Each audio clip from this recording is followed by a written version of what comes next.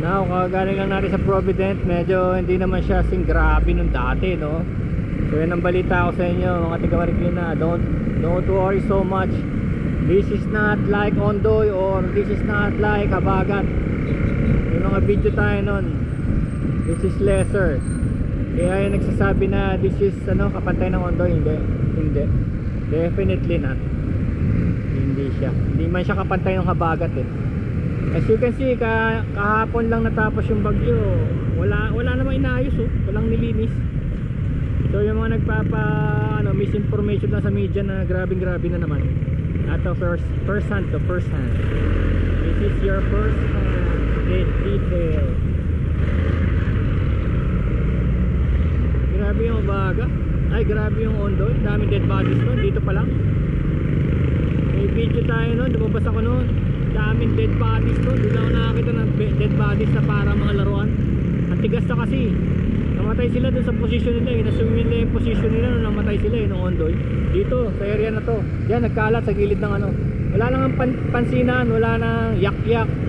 Tapos yung mga tao dyan na nagsisiya sa gilid-gilid na yan. Grabe yun.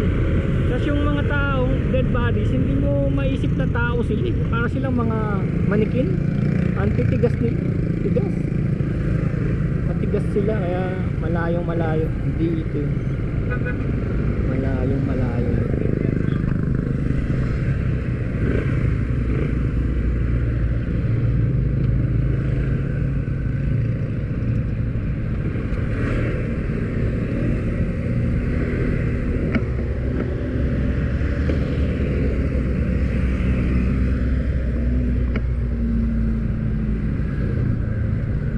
ayun, may na-uproot sayang may tatanim pa naman yan. Ayun yung mga kawayan may tatanim pa naman. Paling devastation yun dun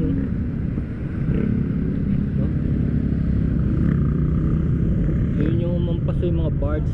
Nakakatawid kami dati dyan nakakatawid, pwedeng tumawid dyan yung mga birds. Yung mga retaining wall di kinaya doon, masyado malalim, may mga bar pa nga doon mga bar. Ay, yung mga rescue boat nakakatakot din pala. O may rescue boat, ang liit, kaya pala may namamatay. Yung rescue boat parang pang turista. Tipin mo 5 rescuer nandyan, tapos magsasakay pa ng mga na-rescue. Lubog na mabigat kailangan mas malaki.